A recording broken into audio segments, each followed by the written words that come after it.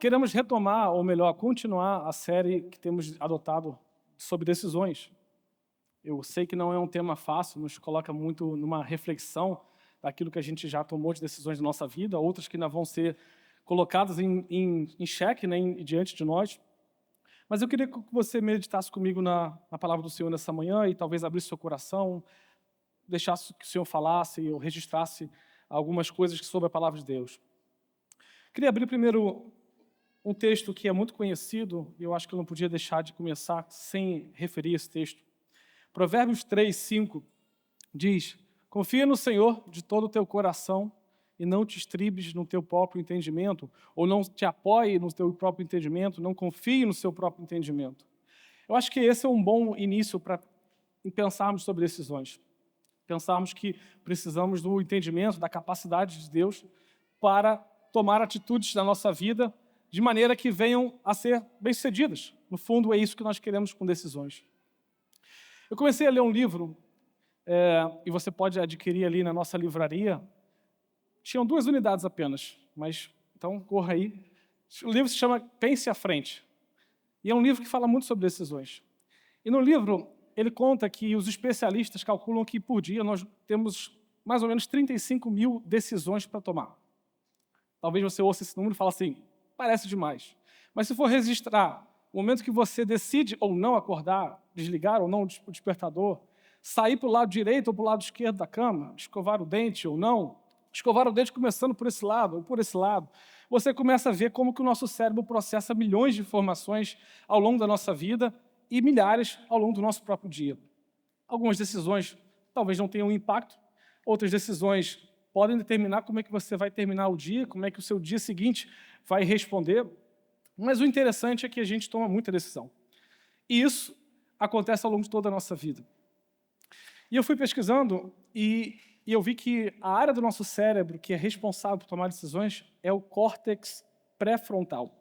Justamente essa parte frontal da nossa cabeça, atrás da nossa testa, é o centro de decisões do corpo. É aqui que a gente planeja, é aqui que a gente toma decisões, é aqui que a gente até define o nosso comportamento social, é aqui que nós controlamos nossos impulsos, é aqui o centro do comando, né, do nosso corpo, da nossa mente, da nossa vida.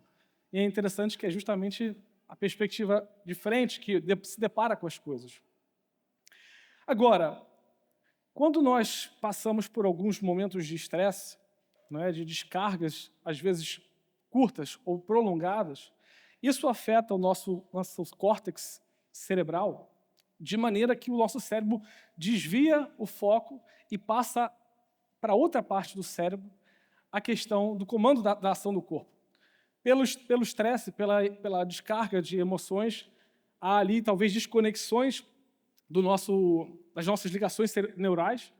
Isso significa que um centro, uma parte do cérebro que está associada ao medo e às emoções passa a gerir e tomar lugar.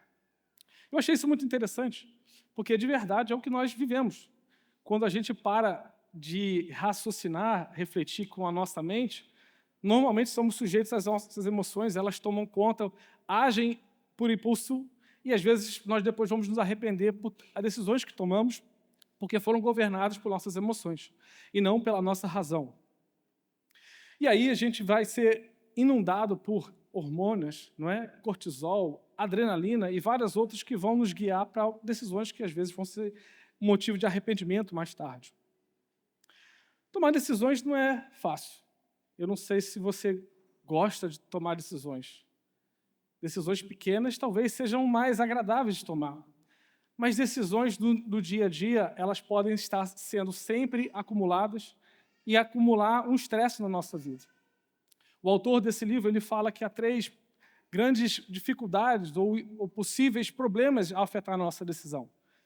Que é a sobrecarga. A gente começa a ficar tomando decisões e várias vão se acumulando, junto ao trabalho, junto à família, junto a mudanças na nossa vida. E aí passa a entrar um segundo fator, que é o medo, e aí passamos a ter dificuldade de gerir as nossas decisões por conta do medo. E depois, nossas outras emoções entram em cena e tomam conta de tudo isso. Então, uma boa decisão, por si só, ela precisa saber vencer a sobrecarga, o medo e as emoções. E eu queria chamar aqui um voluntário, um jovem, 2 voluntários, na verdade. Primeiro, uma pessoa, um jovem, não estou olhando para você não, tá, por favor. Já estão te acusando aí, mas não estou te olhando para você não. Um jovem. E a segunda pessoa, eu quero que seja uma pessoa que, assim como eu, mas para não ficar, né, manjado para mim, que gosta de entrar num bom mercado e fazer uma comprinha. Pega para mim, Bia, a sacola da decisão aí para mim. O saco da decisão. Cadê o outro voluntário? O jovem. Aí, tá vendo? Ele foi predestinado, mas não tem como. Eu sou doido do mercado. Então vamos começar primeiro com o jovem. Gabriel, vocês todos sabem, né? Ele é um ótimo meteorólogo. Ele olha para o tempo e consegue determinar se vai chover, se vai nevar, se vai ventar, umidade do ar. Então faz uma cara aí para a gente de alguém que sabe da meteorologia. Essa é a cara. E como bom entendedor, né? Ele hoje olhou para o céu e viu que estava nublado, com algumas chuvas. Então ele falou assim, acho que é apropriado vestir um casaco nessa ocasião. E vai fazer muito, muito frio, né? Então, acho que esse casaco ele tem que estar bem fechadinho, até o topo. E eu acho que ele está pronto para... Vamos deixar ele aqui até 13h, assim? Eu acho que assim ele está preparado. Eu acho que ele fez uma boa leitura. Ele olhou para o céu, viu que estava nublado, algumas nuvens negras, e ele falou assim, realmente vai chover, o tempo vai estar frio. Ouviu a mãe, né? Não esquece o casaco, meu filho, vai sair de casa. Aquela conversa toda, obediente, e trouxe seu casaco. Quem de vocês acha que ele tomou uma boa decisão hoje ao ler o tempo? Nem ele está confiando nele. Eu acho que o óculos dele estava meio embaçado, ele não leu bem. Agora, assim, quando a gente pensa na nossa vida, talvez a gente tome decisões dessa forma, né? A gente olha para o tempo, olha para as estações da vida e fala, preciso de um casaco, vou enfrentar essa pressão que vai vir aí, esse frio, vou estar preparado. E aí é a única roupa que ele trouxe. E ele não vai poder ficar sem a vestimenta, né? E aí ele carrega aquele fardo, carrega aquele peso, anda para lá, anda para cá. Só que as circunstâncias não estão favoráveis. Talvez os pais tenham falado assim, eu acho que hoje não está muito apropriado você levar um casaco, mas... E ele teimou. E às vezes a gente coloca na nossa vida, nas nossas estações que atravessamos, algo que não é apropriado. Até as pessoas à nossa volta nos ajudam a abrir os olhos ou tentam alertar, mas a gente ignora. E assim, pode tirar o casaco. Agora ele está aliviado. Mais algum voluntário quer usar um casaco? Então, são decisões que, às vezes, por um dia ele consegue se desvencilhar disso, mas talvez a gente se vestiu de coisas da nossa vida, uma estrutura pesada, que você não vai ter como se livrar tão facilmente. Algumas outras decisões são um pouco mais fáceis, não acarretam tão peso, né? Então, nessa época tem a estação, e eu gosto muito disso aqui, e um bom conhecedor de um mercado sabe qual é a fruta docinha, né? Sabe olhar para uma e falar assim, essa meloa está mais doce, pelo som, pela vibração, pelo peso, pela textura, não sei qual é a técnica aí que o pastor utiliza quando vai no mercado. O tato. Aquela fruta que todo mundo já pôs a sua mão.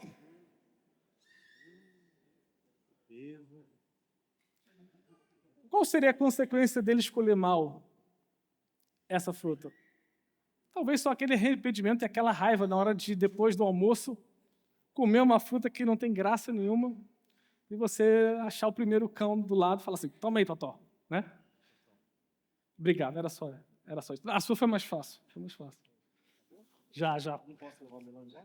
Não, esse melão aqui é sagrado. Muito bem. Então, às vezes, a gente toma decisões no nosso dia a dia. Tem até campeonatos, concursos aí para quem escolhe a fruta mais doce, né? A melancia, a meloa, enfim. E as decisões vão passando na nossa vida. Quem de nós já não tomou uma decisão que se arrependeu e você se lembra disso até hoje, ou você ainda sofre as consequências até hoje? Quantas das vezes já fomos num restaurante Vamos comer uma coisa que eu acho que é a deliciosa, cara, e você come aquele prato e você... Que desperdício de dinheiro, vou sair com fome. Ou então você escolhe bem, a sua mulher escolhe mal e ela pega a sua comida e você fica assim, vou ter que comer essa comida abençoada. Quantas das vezes, não é? Quantas das vezes escolhemos comprar um carro que parecia o melhor carro da nossa vida, mas só deu prejuízo, toda hora nos deixava na mão, né? Quantas das vezes fizemos algum investimento, olhamos para alguma coisa, quando não tínhamos dinheiro, mas olhamos para aquela peça de roupa linda e falou, agora tem que ser minha. E depois você se arrepende daquela decisão que se tomou e depois tem que ficar ali a pagar aquela conta cara, aquela alta decisão. A gente sabe que algumas decisões elas são importantes, a maioria delas são importantes, outras têm um impacto mais irrelevante, mas tudo isso vai se pesando na nossa balança da vida e às vezes acumulando um peso, uma pressão, um acúmulo de frustrações. Então é notório que a gente precisa distinguir. Se você precisa saber qual é a melhor meloa, a melhor melancia, por favor, fala com o pastor Sandro no final do culto. Ele vai te dar toda a orientação, passo a passo. 7 videoaulas sobre o tema e você vai sair com essa mentoria semanal também garantida. Brincadeiras à parte, a gente sabe que a gente precisa de discernimento, e discernimento ele vai sendo desenvolvido a partir de um conhecimento, a partir de provar uma primeira fruta, ver que aquela cor talvez não seria mais apropriada, aprender a nos relacionar, né? Como é que a gente sabe aquilo que talvez agrade as nossas esposas? Foi o relacionamento, o contato, a intimidade que nos permitiu entender aquilo que fazemos que agrada, aquilo que não agrada, e assim também é com o Senhor. Então, eu fico pensando assim, será que esse elemento faz parte das nossas decisões? Será que esse elemento nós temos carregado para a tomada das nossas decisões? Vou devolver aqui o saco da decisão aqui. Oi, vai cair, vai cair. O melô é pesado. Qual é a finalidade de tomar decisões? Eu fiquei me perguntando sobre isso. Não sei se vocês querem dar palpites, mas normalmente a gente vai pensar na conclusão mais óbvia. Tomar decisões, o meu objetivo final é acertar. É ter o melhor resultado, escolher a melhor opção. Sempre maximizar a minha opção naquilo que pode ser a melhor alternativa. Nós queremos comprar algo pagando o mais baixo possível, tendo o melhor produto, a melhor qualidade, a melhor durabilidade, por exemplo. Mas quando eu comecei a perguntar para mim mesmo e sendo conduzido ao texto bíblico, eu percebi que uma verdade chocante, pelo menos para a minha vida, não sei se isso vai fazer sentido para você, mas se isso for uma verdade no nosso coração, isso com certeza vai mudar a nossa perspectiva de tomar decisões. Eu percebi pela palavra de Deus que o foco de tomar decisões não é o que é melhor para mim. Pode ser um pouco, né, parece que eu estou me autopunindo, mas o foco de tomar decisões é o que é o melhor para Deus, o que eu posso agradar ao coração de Deus. Mudando essa perspectiva, isso coordena totalmente as nossas atitudes de outra maneira. É claro que o Senhor quer o melhor para nós, não é? A palavra dele diz que tem pensamentos, coisas elevadas que nem sequer nós conseguimos imaginar, que Ele deseja para que nós venhamos alcançar. Mas se o nosso coração está numa perspectiva de alcançar só o melhor e não querer agradar-o em primeiro lugar, algo fica perdido pelo caminho. Da mesma forma, se nós entramos num casamento e muitos falam, eu vou casar porque eu quero ser feliz. Se essa é a nossa mentalidade, a grande probabilidade desse casamento ruir ou ter grandes dificuldades é muito alta. Porque se nós entramos com um casamento com a perspectiva de quero agradar aquela pessoa, quero ajudar o meu cônjuge, e ela também, naturalmente isso acontece de forma muito mais fluida. 1 Coríntios 7, 32 e 33 diz assim, e bem quisera eu que estivesse sem cuidado. O solteiro cuida das coisas do Senhor, em como agradar ao Senhor. Mas o que é casado cuida das coisas do mundo, em como agradar a sua mulher. Óbvio que ele não está colocando o casado com a desculpa de não precisar agradar a Deus. Ele está só construindo um pensamento a dizer: nós vivemos para o Senhor, em agradar ao Senhor. Mas quando somos casados, também temos uma responsabilidade de agradar o nosso cônjuge. E como que a gente sabe que o nosso cônjuge agrada, né? se delicia? Tivemos um jantar de casais recentemente que fizemos essa dinâmica. E aí foi surpreendente para muitos. Acho que talvez todos de nós ali tivemos alguma surpresa de perguntar para o nosso cônjuge: do que você mais gosta que eu faça? O que você se sente feliz quando eu chego em casa e faço para você? E a nossa perspectiva, às vezes, era de achar que fazer um cafezinho era o suficiente, mas talvez a pessoa cria uma outra perspectiva. E assim a gente vai se corrigindo através do relacionamento, e com Deus não é diferente. 2 Coríntios, Paulo continua dizendo no capítulo 5, 9, assim quer estejamos nesse corpo, quer o deixemos, nosso objetivo é agradar ao Senhor. Fala aí, nessa versão, né, do esforço em agradar ao Senhor, estando aqui ou estando na glória. Eclesiastes 12, 13 vai dizer: de tudo que se tem ouvido, a conclusão do sábio, a conclusão é esta: tema a Deus, obedeça aos seus mandamentos, porque isso é o dever de todo ser humano. Logo, nós vemos que agradar a Deus ele está presente na perspectiva bíblica, na doutrina bíblica, de como devemos viver, como devemos proceder com o nosso dia a dia e nas nossas decisões. Se entendermos isso, vamos colocar em prática algo que é o título dessa mensagem dessa manhã, que é decidindo no coração. Eu queria falar com vocês sobre decidir no coração, porque antes da tomada de decisão concreta, chegar a um ponto e falar assim, A ou B, comprar ou não comprar, sair ou ficar, me mudar ou me manter nesse lugar, existe uma decisão que precisa ser primeiro interiorizada no nosso coração. E essa decisão é feita no nosso coração a partir de convicções, de uma proposição de mente, de uma proposição de vida que vai moldar toda a nossa consequência. O que eu quero dizer com isso? Decidir no coração é decidir-se antecipadamente. Muito praticamente para nós aqui entendemos isso na vida cotidiana e entendemos isso no aspecto espiritual. Quando você sai de férias, né, muitos aí já estão de férias ou vão sair de férias, é muito comum ou é aconselhável que você faça um orçamento para as suas férias. Que você defina assim, não, nós vamos gastar por dia, só podemos gastar 50 euros, 100 euros, 200 euros. Não podemos passar disso. E aí você vai dar a mãozinha para sua esposa, começa a ver uma lojinha, outra lojinha, outra lojinha, outra lojinha. Seu bolso já começa a coçar. E aí o filho já vê um gelado, já vê um brinquedo, e você já se propôs, já alinhou com a família, olha, vamos gastar 100 euros hoje, no máximo. Quando você vem às lojinhas, você vai se propor a manter-se dentro do plano que foi definido. Agora, se nós não definimos nenhum plano, a primeira lojinha já vai 50, na segunda já vai 60, na terceira já vai 80, no final do dia você já fala assim, já não podemos ficar de férias, vamos voltar para a nossa casa, porque já acabou aqui o nosso programa. Assim é na nossa vida.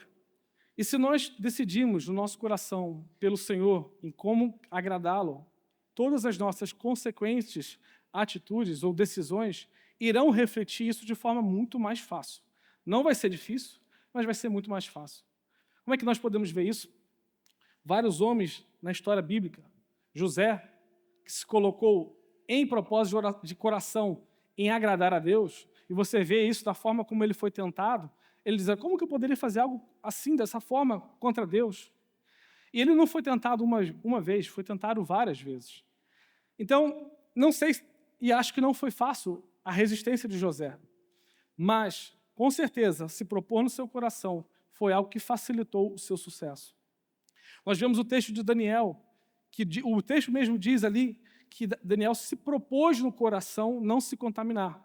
Ou seja, antes de ser oferecido o banquete, o estilo de vida, toda a proposta da corte, do governo da Babilônia, ele já havia determinado no seu coração, a minha posição é essa, quando acontecer, eu não vou ceder às decisões que vão me ser oferecidas, vou manter minha postura. Nós vemos isso na vida de Esther. O que diz, olha, talvez por uma hora como essa, né, é que você saiu, Mardoqueu dizendo ali para ela. E ela falou assim, eu vou tomar essa posição. Não sei qual vai ser o desfecho, porque se eu entrar na presença do rei, eu posso ser morta, não tenho essa permissão, mas a minha postura já está determinada. Eu vou até o fim, custe o que custar. Nós vemos essa postura na vida de Ruth, que decidiu seguir a sua sogra, não sabia o que ia enfrentar pelo caminho. Nós vemos essa postura até em Moisés, que o texto bíblico lá em Hebreus vai dizer que ele rejeitou a regalia do Egito em prol de algo maior. E até no próprio Davi, que expressa no Salmo 119, guardei a tua palavra no meu coração para não pecar contra ti. Mas veja que o próprio exemplo de Davi, ele nos mostra deslizes na história de um ser humano comum. No dia que ele estava ocioso, sem nada, sem nenhum plano no coração traçado, foi o dia que ele estava distraído e aí ele foi tomado por emoções, por sentimentos, e a sua decisão foi governada não pela razão, mas pelas suas emoções. E ali foi a queda dele com seu adultério. O que significa, portanto, decidir no coração? Eu quero trazer 3 aspectos muito práticos para nós e falar também sobre 2 armadilhas. A primeira coisa, decidir no coração é viver por fé. Quero que você abra comigo o texto de Hebreus 11:6. Hebreus 11:6 diz, sem fé é impossível agradar a Deus, pois quem dele se aproxima precisa crer que ele existe e que recompensa aqueles que o buscam. Ora, se nós estamos a dizer que o centro das nossas decisões, ou melhor, a finalidade, o objetivo das nossas decisões é agradar a Deus, como que eu posso, o próprio texto bíblico já está nos fazendo essa pergunta, como que eu posso agradar a Deus sem fé? E nós sabemos que precisamos de fé. Há muitas decisões que estão colocadas diante de nós e nós não temos as informações necessárias, que nunca passamos por aquelas ocasiões, ou até conversamos com pessoas à volta, mas ninguém passou por situação semelhante. O que nos resta nos apegar? A fé, aquilo que agrada a Deus, aquilo que vai nos posicionar numa postura de escolher obedecer, escolher esperar até que o Senhor fale. Veja Mateus 14, 25 comigo também, um texto muito conhecido, mas eu gostaria de ler esses versos com vocês. Mateus 14, 25 até o 31, conta uma história muito conhecida. Diz o texto, já no meio do caminho, alta madrugada, Jesus se dirigiu a eles, andando sobre o mar. Quando o viram andando sobre o mar, ficaram aterrorizados e disseram, é um fantasma, e gritaram de medo. Mas Jesus imediatamente lhes disse, coragem, sou eu, não tenham medo. Senhor, disse Pedro, se és tu, manda-me ir ao teu encontro por sobre as águas. Venha, respondeu ele. Então Pedro saiu do barco, andou sobre as águas e foi na direção de Jesus. Mas quando reparou no vento, ficou com medo e, começando a afundar, gritou, Senhor, salva-me! Imediatamente Jesus estendeu a mão e o segurou e disse, homem de pequena fé, por que você duvidou? Essa história nós conhecemos várias vezes. Jesus havia falado assim, olha, entrem no barco, eu vou até com vocês, eu encontro com vocês, vai já pelo caminho, eu vou por outra forma e vocês vão me encontrar lá naquele lugar. E no meio da madrugada, na escuridão total, aqueles homens começaram a ver o desespero e viram um vulto, uma presença andando por cima da água. E eu não culpo nenhum desses discípulos, porque eu acho que se nós víssemos também a situação, a nossa reação poderia ser igual ou semelhante, ou até ainda mais de afobação, né? Você entendeu? Até que eu fiquei afobado, para dizer. Só que olha a resposta de Jesus. Primeiro Pedro, ele toma um passo de fé, ele crê na palavra dele, fala assim, se és tu, então deixa eu ir contigo. E ele dá o primeiro passo. Inicia o processo de caminhada. Só que o texto é muito claro em dizer que ele repara no vento. Ele repara nas situações à volta. Pedro tomou uma decisão. E é uma decisão que vai desencadear novos passos. Não é uma decisão final que você, pronto, cheguei até o destino final. Ele toma uma decisão, se coloca projetando num caminho, e é aí que as situações crescem. Os ventos, as ondas movidas pelos ventos, a escuridão, e ele talvez olhar para a situação que ele se encontrava de que loucura que eu estou fazendo. É novo, ao mesmo tempo é empolgante, mas eu acho que eu não tenho capacidade de andar o próximo passo.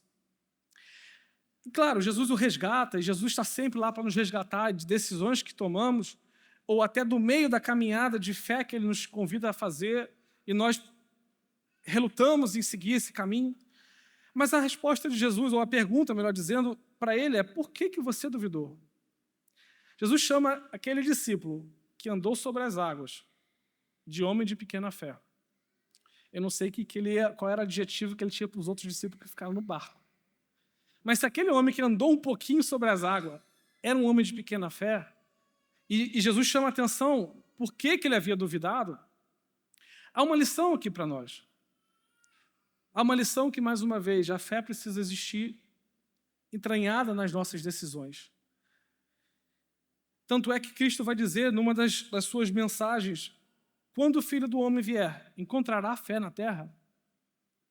O Senhor busca encontrar corações cheios de fé, que podem não saber o próximo passo, a próxima decisão, mas que têm fé para confiar, têm fé para decidir, têm fé para avançar, têm fé para se posicionar e têm fé para pedir auxílio, ajuda a Ele quando for a ocasião. O segundo ponto, decidir no coração é depender. Isso é algo que tem sido, assim, que eu posso dizer para vocês, irmãos, que essa mensagem para mim é muito cara, porque ela reflete a nossa vida, reflete as nossas decisões, e acho que se você parar para falar com qualquer pessoa sobre decisões, você consegue colocar na balança o grande custo que te levou a chegar até aqui, ou o preço que você ainda está a pagar por decisões que foram tomadas lá atrás, que não foram movidas pela fé, que não foram movidas pela dependência, ou que não foram movidas pelo desejo de agradar a Deus. E quando eu digo que decidir no coração é depender, significa que a direção do Espírito Santo precisa ser clara para nós. E o que eu tenho aprendido na minha vida é que a direção do Espírito Santo não é uma receita de bolo.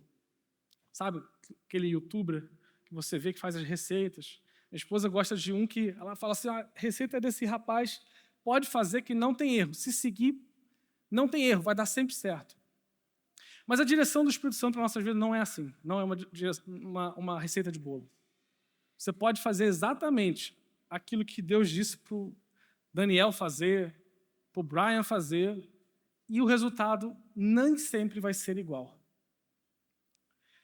Na palavra de Deus nós vemos isso quando Deus diz ali para os patriarcas: Jacó, você pode ir ao Egito. Mas para Isaac, seu pai, a orientação falou: não desça ao Egito. E já Abraão, ele foi ao Egito. Então, para 3 gerações, instruções que se aplicavam de formas distintas. Isso significa que para uns Deus requer algo, para outros Deus vai te dar uma outra direção. Nós vemos isso com os próprios apóstolos que queriam, motivados pela energia de pregar o evangelho, avançar para a Ásia. E o que diz o texto? Que o Espírito de Jesus impediu que eles fossem lá. Como assim o Espírito de Jesus me impediu a pregar num lugar onde tem perdidos? Essa mensagem ela precisa ser fruto de um relacionamento pessoal com Deus, porque nenhum facilitador, discipulador, pastor vai conseguir te transmitir a essência das decisões que você precisa tomar se não for o Espírito Santo. João 16:13 diz que quando vier aquele, o Espírito da verdade, ele vos guiará em toda a verdade, porque não falará de si mesmo, mas dirá tudo o que tiver ouvido e vos anunciará o que há de vir. O que é que há de vir? Qual é a próxima estação para a sua casa, para a sua família? Algumas coisas são comuns a todos nós. Uma crise no governo, uma crise nos empregos, no mercado de trabalho. afeta a maioria de nós. Mas o que há de acontecer na sua vida e qual é o posicionamento que Deus requer da sua vida, da sua família, da sua casa, a partir dessas situações, a aplicação vai depender da direção do Espírito Santo. E mais uma vez eu digo, nós nem temos, na maioria das vezes a gente não tem todas as informações necessárias para tomar decisão por natureza lógica. Mas nós temos o Espírito Santo. Nós temos aquele que é o Consolador, aquele que nos ajuda, aquele que nos instrui, aquele que é o nosso advogado, aquele que pode nos comunicar uma direção que homem nenhum pode enxergar, homem nenhum podia nos aconselhar. Na minha época de adolescência, eu não era, graças a Deus, viciado em jogos, não, mas tinha um joguinho de computador que eu gostava. Esse joguinho era você tinha que criar um império, e você ia evoluindo a sua civilização, lá o pessoal já se identificou. Você tinha que criar a sua própria civilização, e você ia evoluindo, melhorando, trazendo tecnologia para o seu reino. E nesse jogo, normalmente você começava, se você não usava, né, um comando aí para fazer uma batota, né, você começava num mapa pequeno. Você olhava assim no mapa, assim, tudo preto à volta, e você tinha só o que era revelado no meio. E às vezes os objetivos de cada fase do jogo eram diferentes. Às vezes você precisava matar o rei do reino azul, ou do reino preto. Às vezes você precisava acumular não sei quantos ouro, madeira, enfim, recursos naturais. Mas normalmente sempre havia conflito. E aí quando você pegava o seu bonequinho e você falava assim, vai para aquele ponto preto ali, à medida que ele ia andando, o mapa ia se abrindo e ia mostrando ali se tinha uma floresta, se tinha uma mina de ouro, se tinha ali umas coisinhas assim. E aí, diante daquilo que você via, aqui tem um recurso, ampliava o seu reino.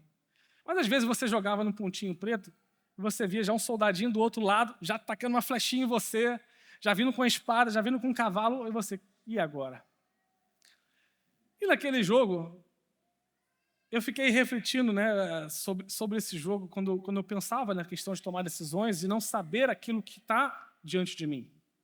Era um pouco o que Pedro passava, né? Pedro deu o primeiro passo, ele não sabia a sensação que seria. Seria como se fosse pisar em madeira, pisar em pedra, pisar em algo mole. Talvez a sensação até dele de estar ali pisando naquilo ali trouxe um medo. Está gelado, está frio isso aqui, eu acho que o próximo passo pode ter um animal aqui para puxar meu pé. E naquele jogo eu joguei várias fases e eu já perdi várias vezes. E havia momentos que eu falava assim, não, então já sei que tem ali um outro reino aqui, um reino vermelho, vou aqui captar o máximo de recursos, já vou começar a treinar uns soldadinhos aqui, uns cavaleiros aqui, e já vou mandar para lá para poder guerrear. Não dava certo. E às vezes, em algumas fases, eu falava assim, não, vou ficar aqui paradinho na minha, vou fazer o reino mais forte, construir várias muralhas, vou deixar o reino mais fortalecido possível. Não dava certo porque perdi o objetivo. O que eu quero dizer com essa história?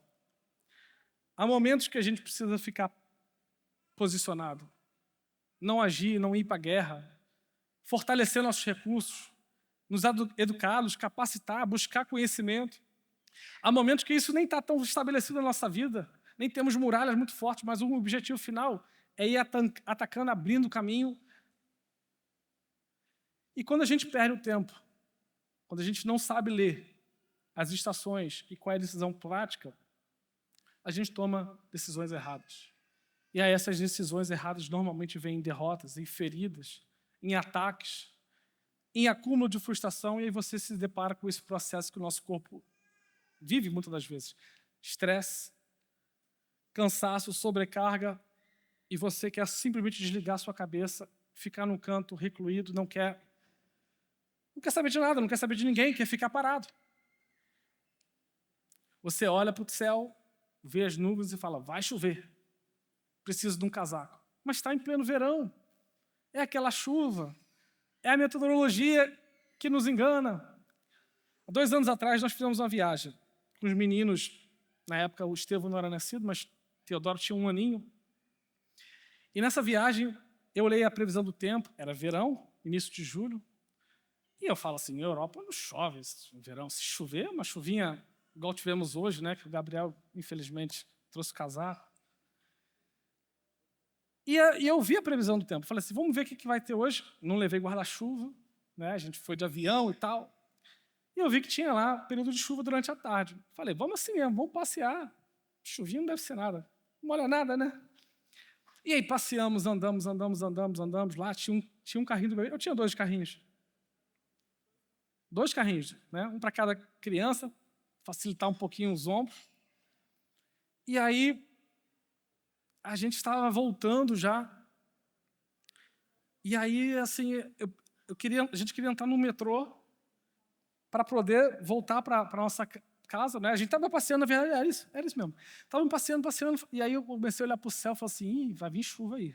Melhor a gente começar a fazer o caminho de volta. E aí começamos a fazer o caminho de volta, mas a estação de metrô de onde a gente estava era muito longe. Não deu outra. Primeiro mercado que a gente viu, vamos entrar aqui, tá vendo por isso a gente gosta de mercado. Fui comprar um melão naquela hora da chuva, né? Era muito apropriado. E, gente, não parava a chuva. Aí eu peguei a meteorologia, no telemóvel, né? E dizia que era 1h30 de rajada de chuva, mas era muito intensa, uma chuva que eu nunca peguei assim. E as placas do mercado, assim, aquelas outdoors, aquelas coisas assim, voavam, e as pessoas todas abrigadas, e ninguém estava esperando aquela intensidade de chuva, aquela descarga de chuva naquele momento. E eu falei, e agora? Estou com 2 carrinhos de bebê, sem guarda-chuva. O máximo que eu conseguia, voltei para o mercado, procurando um guarda-chuva para comprar. No máximo que eu achei foi uma capa de bicicleta. E aí Natanael ficou no carrinho dele, e meti aquela capa de bicicleta em cima. E eu falei, 1h30, não posso ficar aqui 1h30 naquela porta de entrada do mercado. Daqui a pouco a criança vai chorar, morrendo de fome aí, tudo molhado. Eu falei, vamos encarar? Perguntei para a Betânia, ela falou, vamos encarar. Gente, eram uns 500 metros mais longe da minha vida. A chuva e com trovões, assim, raios caindo, que eu falei assim, pronto, vou até me abaixar aqui para não ser o para-raio. E a gente correndo, literalmente correndo, Natanael embaixo daquela capa de bicicleta com um carrinho, sem entender nada, e eu tentando levantar um pouquinho para o garoto respirar. E a gente, papai está aqui, mamãe está aqui, vamos, uhul, vamos brincar. Todos molhados, todo completo molhado. Chegamos no metrô, pegamos o metrô, todo encharcado, assim, rindo, né? Porque aquela experiência foi única, mas eu não repetiria, tá? E o que eu aprendo com isso, né? A gente, às vezes, entra no meio do caminho da vida, a vida nos levou para uma direção e vem uma tempestade. Uma tempestade que você achou que não é nada demais, ou uma tempestade repentina, da intensidade que você não esperava, que você calculou a sua força muito mal, e nos já pega de surpresa, nos coloca toda a nossa família no mesmo contexto. E é claro que para eles talvez nem vão se lembrar, nem tenha uma experiência traumática, mas para nós ficou essa memória, atravessando as ruas, loucamente, com carrinho, sobe carrinho, chovendo, desce escada com carrinho. Uma loucura. Romanos 8,14 diz, pois todos os que são guiados pelo Espírito de Deus são filhos de Deus, porque não recebestes o espírito da escravidão para viverdes outra vez atemorizados, mas recebeste o espírito da adoção baseado no qual clamamos, Abba, Pai. O próprio Espírito testifica com o nosso espírito que somos filhos de Deus. Uma vida de dependência é uma vida, sobretudo, de confiança, de fé, que não nos deixa, mesmo diante das tempestades, atemorizados. Eu confesso, tive medo, porque a chuva podia nos derrubar, estava intensa de uma forma que estava derrubando as coisas. Ou os raios à minha volta, podia ser eu o alvo.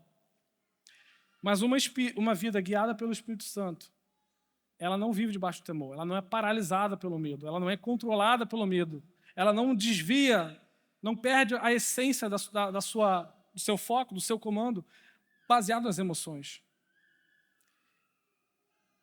Decidir no coração é depender. O que o Senhor tem levado você a depender nesses dias? Quais são as estruturas que Ele tem mexido no seu coração em mostrar para você que talvez não é na força do seu braço, não é no seu cálculo matemático, na sua lógica, na sua preparação, até financeira. O terceiro aspecto sobre decidir no coração é querer o melhor de Deus. O que é o melhor de Deus? Aí eu te recomendo outro livro. Não temos mais na biblioteca, que as mulheres levaram todos, mas você pode conversar com alguma mulher aí do seu GC que vai ter esse livro, que é o livro do bem ou de Deus. A nossa leitura, ela é muito enganosa. Como que o nosso coração é enganoso, né? A gente olha uma coisa boa, a gente fala assim, se é bom, logo é de Deus, porque Deus não quer nada mal para mim. Mas será que aquela bênção é para você? Será que Deus queria que você se movesse para conquistar aquilo? Aquele sonho da casa própria, do carro zero, mas que vai acarretar um peso, né, um casaco no meio do calor, de sobrecarga, de desgosto, de consequências para a sua família. Será? A palavra de Deus nos diz que o melhor de Deus é o próprio Deus. Cristo é o melhor de Deus, é o melhor que Ele podia nos dar. Ele nos ofereceu gratuitamente. Então a primeira coisa é entender que o melhor de Deus é o próprio Jesus. É a própria presença de Jesus em nossas vidas. Como diz aquela canção americana, fique com o mundo inteiro. Eu só quero Jesus, só me dê Jesus. Nós podemos ter todas as realizações desse mundo. Nada disso vai ser suficiente, nada disso vai nos preencher, nada disso vai satisfazer por completo a nossa alma. Eu vi esses dias, do YouTuber português, ele perguntando para as pessoas assim, e aí, 1 milhão de euros na conta ou 5 minutos com Jesus? Primeiro, fazendo parênteses, nós não precisamos esperar por 5 minutos por Jesus parado na nossa frente. Nós temos o Espírito Santo dentro de nós, né? Foi ministrado semana passada. Nós temos 24 horas com Jesus disponível para nós. Mas entrando na pergunta dele, né, se Jesus realmente estivesse em pessoa ali por 5 minutos com você ou 1 milhão de euros, qual seria a resposta? Muitos dizem, Jesus, com certeza. Mas aquele jovem português disse assim, 1 milhão de euros, para que eu quero Jesus? E aí ele fala, eu conheço a Bíblia, já li a Bíblia, mas é a mensagem, tudo religião, ninguém vive isso. E o discurso dele era simplesmente a religião. E nós aprendemos no fim de semana passado, né? O convite de Jesus, o cristianismo, ele não é religião. Ele é um convite a relacionamento, um convite à intimidade, um convite a aprender de Cristo que mora dentro de nós. E depois que a gente decide por Cristo, Cristo é o mais importante, a presença dele vale mais, a presença dele é o mais significativo na minha vida. Eu posso não ter as coisas, posso não ter um teto sobre a minha cabeça, mas se eu tiver Cristo, isso é suficiente. Depois de entender que Jesus ele é a primazia, nós precisamos decidir com Cristo. Decidir por Cristo e decidir com Cristo.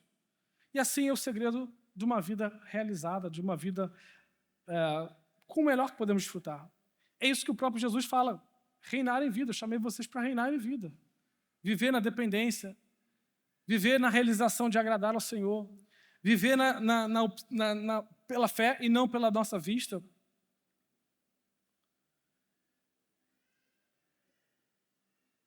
O texto que nós conhecemos muito bem, eu quero também convidar você a abrir. Romanos 12, 2. Não se amoldem, né? Não se conformem ao padrão desse mundo, mas deixem que Deus os transforme pela renovação da mente, para que possam experimentar qual é a boa, agradável e perfeita vontade de Deus.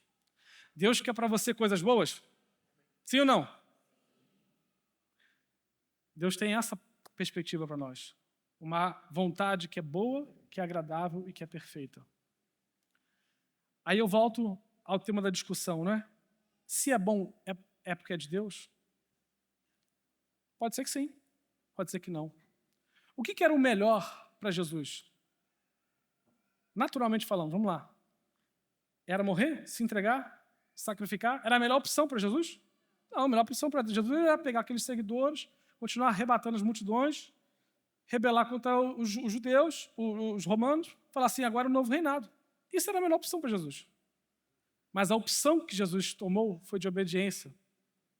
Foi, como o próprio texto bíblico diz, olhando para uma perspectiva futura, a alegria que estava proposta, daquele sofrimento todo valeria a pena para termos aqui, para ter o nosso coração, para ter nossa intimidade, para ter o nosso relacionamento com Ele de volta, conectado de volta. E quando Paulo diz que nós não devemos nos amoldar aos padrões desse mundo, ele está dizendo assim, não deixe que o seu córtex frontal, que é o centro, o comando do seu coração, da sua vida, da sua mente, seja programado pelaquilo que funciona no mundo. Eu sempre olhei para esse texto e pensava o padrão do mundo como uma perspectiva pura e simplesmente sobre o pecado. Não vamos nos embebedar, não vamos ser tomados pelo vício, pela ira, pelas emoções, não vamos viver uma vida de pecado. Mas existe algo além dessa perspectiva de pecado no texto. O padrão do mundo, a forma do mundo pensar, a forma do mundo agir. E qual é a forma do mundo para nossas vidas? Quando a gente olha uma pessoa com muito dinheiro na conta, com o melhor carro do ano, não é esse o nosso padrão automaticamente de falar assim, o fulano é bem-sucedido, o fulano é vitorioso, o fulano é um homem que tem tudo que a vida poderia ter. Esse é o nosso padrão. Vamos ser igual o fulano. Vamos tirar férias nas praias com os iates. Vamos viajar por onde for, entrar numa loja sem olhar o preço e comprar o que nós queremos. Esse é o padrão. Esse é o padrão humano. Jesus está falando para nós, não se conformem com esse padrão, porque esse padrão não é o padrão que eu desenhei para vocês. E naturalmente ou sorrateiramente nós somos envolvidos a viver esse padrão, de querer sempre conquistar a melhor casa, o melhor carro, ter o melhor sapato, ter a melhor roupa, ter a melhor vestimenta, ter as férias melhores do que o fulano que eu vi no post que ele fez. Mas qual é a consequência desse padrão? Esse padrão traz esgotamento, estresse, cansaço, depressão, frustração, porque eu não consigo nunca superar o outro, porque a relva do vizinho é sempre mais verde. Então Cristo está falando para nós, através do apóstolo Paulo, não vivam no pecado, mas também não vivam desejando que todo o sistema desse mundo vive desejando. Porque se vocês fizerem isso, vocês não vão ser governados na mente de vocês pela lógica, pela razão, não vão oferecer um culto racional, vão ser reféns do medo, vão ser reféns das emoções, vão ser governados por outras esferas que vão oprimir vocês. Mas o próprio Paulo diz em Coríntios, nós temos a mente de Cristo. Quando nós somos renovados na presença dele, quando nós renovamos a nossa mente, temos a mente de Cristo, passamos a identificar-nos com Cristo, passamos a querer agradar a Cristo em primeiro lugar nas nossas decisões, nós conseguimos experimentar boa, perfeita e agradável vontade de Deus. O que é o melhor de Deus para a sua vida? Às vezes é tomar decisões que não são boas num primeiro momento. O que era o melhor para Cristo? Na perspectiva de Deus, morrer em sacrifício da humanidade. E nós voltamos nossos olhos para as coisas que a gente acha que é melhor, e não para aquilo que o Senhor requer de nós, deseja para nós. E aí eu vejo as armadilhas do engano que nos levam a tomar decisões erradas. E a primeira armadilha é a diferença entre desejo e necessidade. Tinha um irmão na nossa igreja no Brasil que dizia, falava muito sobre finanças, ele falava assim, ensinava sobre finanças e falava assim, é bom ou necessário? Então os maridos gravem essa pergunta e falam para sua esposa quando ela estiver, falam assim, amor, precisava comprar uma roupinha nova. Aí você vai perguntar, é bom ou necessário? Essa pergunta não tem o que falar. É uma espada de 2 gumes assim, atravessada na costela dela. Por que eu digo isso? Porque, na maioria das vezes, a gente justifica as nossas decisões pela necessidade. Não, eu preciso comprar um carro novo, porque o gasóleo está muito caro, então tem que comprar um carro elétrico. E, claro, não vou ficar atrás, tecnologia, mas eu quero com os melhores recursos dentro desse carro, que já tem o som, tem a massagem, possa reclinar por completo, eu deitar no meu carro, que já tenha um frigorífico no carro para eu colocar ali umas bebidinhas. Se Deus tem isso para você, amém. Mas não queira basear suas decisões naquilo que Deus não falou com você para fazer, ou o estilo de vida que Deus não propôs para você viver. Agora, a nossa necessidade de ter um carro, um conforto melhor, na verdade, é uma grande roupa do que esconde a essência do nosso desejo, que é só ter algo melhor, talvez só aparecer para as pessoas com algo melhor. Tiago 1,14 diz, cada um, porém, é tentado pelo seu próprio desejo. Repita comigo, pelo seu próprio desejo. Não é pelo desejo dos outros. E o que esse desejo faz? Olha o poder dele. Sendo por este arrastado e seduzido. Fico na minha mente assim, mais num, sabe, aqueles campeões de peso que arrastam aviões e tudo, tratores. Essa é a força do nosso desejo. Arrasta-nos para decisões e lugares que nós não imaginamos chegar para estar. Talvez você já tenha pensado, refletido sobre isso, né? Como é que eu vim parar aqui? Como é que eu cheguei nessa decisão? Onde que eu estava com a cabeça? E aí, a sedução do nosso desejo, ele concebe o pecado e o pecado gera a morte, né? Ou seja, nos afasta da presença de Deus. Porque, ultimamente, a morte é isso. É o afastamento da vida de Deus. E o próprio Deus já dizia, desde lá de cedo, lá para Caim, o pecado jaz à porta. O desejo seu será contra ti. Mas você tem uma tarefa, Caim, dominá-lo. Desejos e necessidades, eles só podem ser direcionados e preenchidos completamente, mais uma vez, em Jesus. Malaquias fala que Jesus é o desejado das nações. E o próprio Cristo ele vai dizer que ele é o pão da vida que desceu do céu. Ou seja, o pão fala do elemento mais básico da nossa substância de ter vida. Portanto, em Cristo nós temos o desejo e a necessidade unidos, completos. Mas o problema do pecado é que ele promove o desejo com a venda aparente do rótulo da necessidade. E você é arrastado por isso. E ele tem um efeito bom, mas um efeito temporário. Um efeito que automaticamente é substituído pelos efeitos secundários, que o afastam de Deus e que te prendem a uma vida de dependência do pecado que nunca satisfaz.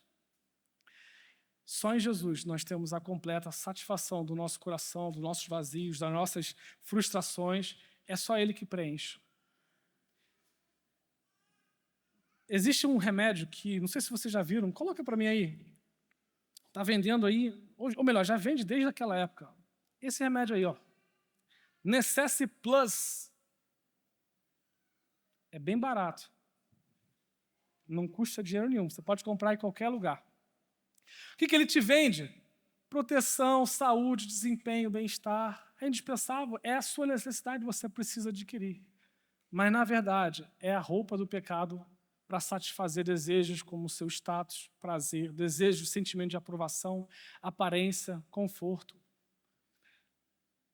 Nós somos capturados dia após dia pelo marketing mais barato que existe, que nem se esconde para dizer que é falso. É um rótulo de necessidade, de uma vida melhor, mas que, na verdade, nos prende aos nossos desejos como reféns. E segundo ponto, como armadilha, já estou caminhando para o fim, é o sufoco das pressões. Como disse o autor desse livro, Pense à Frente, as pressões ou a sobrecarga nos afeta de uma maneira que o nosso cérebro cansa de tomar decisões.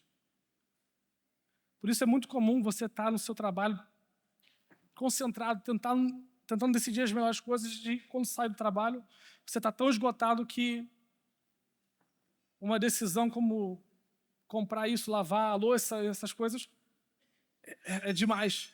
Você está simplesmente desnorteado. Hebreus 14, 15 diz que Jesus, o sumo sacerdote, ele se compadece das nossas fraquezas, porque, como em nós, em tudo foi tentado, mas sem pecado. Se existisse um livro dos recordes sobre Jesus, ia ter lá a marca dele.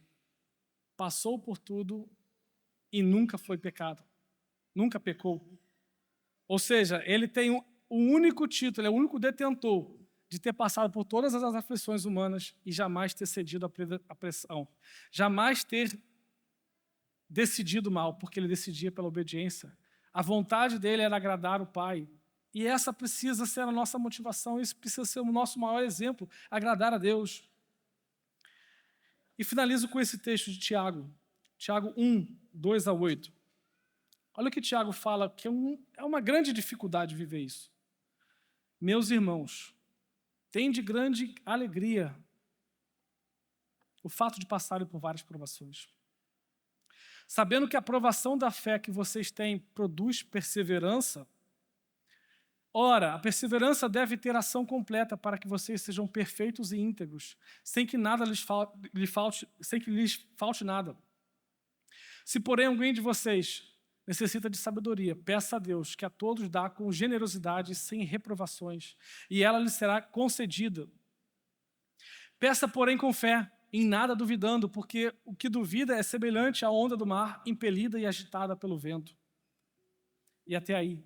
Que uma pessoa dessas não pense que alcançará do Senhor alguma coisa. 8. Sendo indecisa e inconstante em todos os seus caminhos.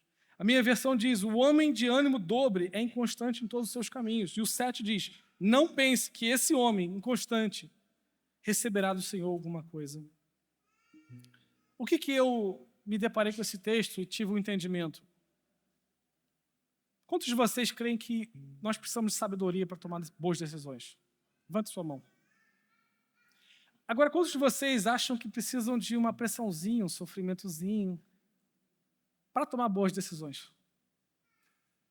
Alguns já entenderam isso. É isso que o Tiago está falando. Olha, veja comigo. Para nós é claro que sabedoria, acho que foi unânime aqui, é necessária para tomarmos boas decisões. Mas Deus está falando assim, através do apóstolo Tiago. Primeiro, alegre-se quando vocês passarem por aflições, sofrimentos, provações, todo tipo de coisas agradáveis. Por quê? Sabendo que a prova da vossa fé, é aí que estamos colocando em prova a sua fé que você decidiu confiar, dar o primeiro passo, andar sobre as águas, ela vai produzir perseverança. Isso vai se complementando, isso vai sendo aperfeiçoado, de maneira que você vai poder pedir sabedoria. Por que ele fala aqui, ó? Você, para receber sabedoria, você tem que pedir com fé. Mas espera aí, se para minha fé ser aperfeiçoada, eu estou tendo que passar por provações, veja que está tudo conectado. Às vezes a gente acha que está sentado no sofá da nossa casa e falando assim, Deus, sabedoria sobre mim, por favor.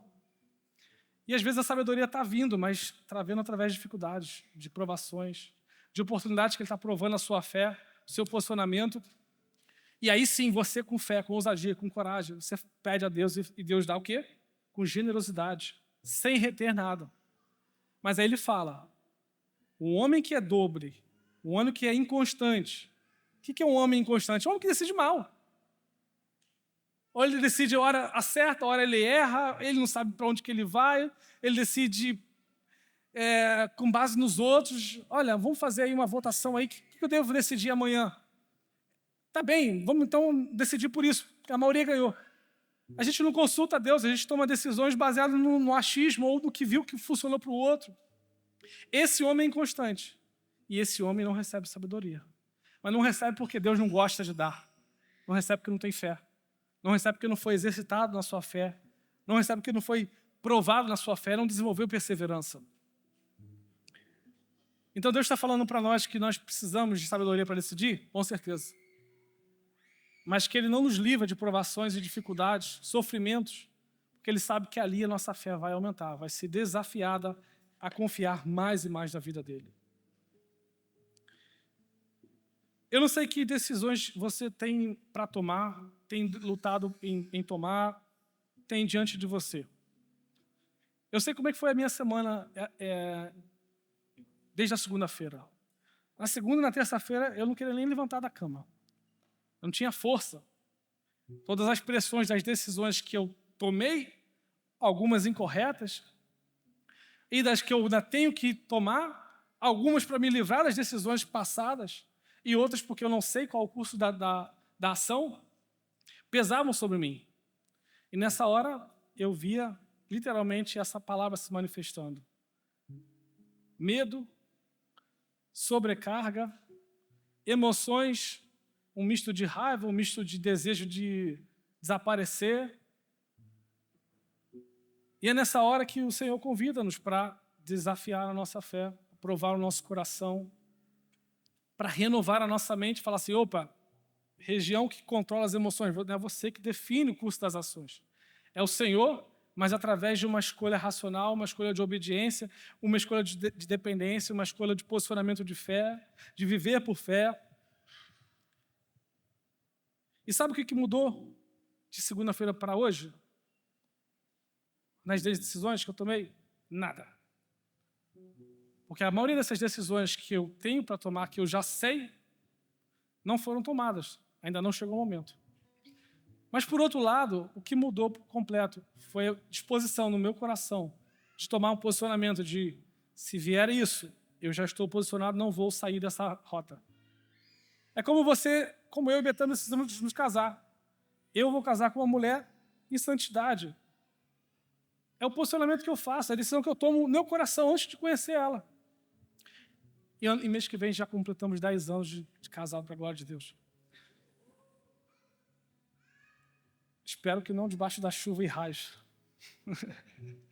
Mas se tiver que ser, eu sei que ela vai estar do meu lado. Mas o que eu quero dizer com isso, irmãos? Nós temos decisões pela frente para tomar. Talvez você não vai sair daqui com alguma ideia imediata de segunda-feira eu já vou decidir isso, já vou ligar para o advogado, já vou ligar para o fulano, já vou ligar para o outro, olha, faça isso. Mas você pode sair com uma postura no seu coração de dizer, Deus, os ventos vão vir, vão balançar, ou têm balançado. Mas a minha postura de querer agradar ao Senhor, ela não vai se manter variante. Ela não vai ser dobre, ela não vai ser inconstante. A minha postura de agradar ao Senhor, ela está em primeiro lugar. Eu não perco isso de perspectiva, eu não perco isso da minha vista. E é isso que eu quero agradar ao Senhor.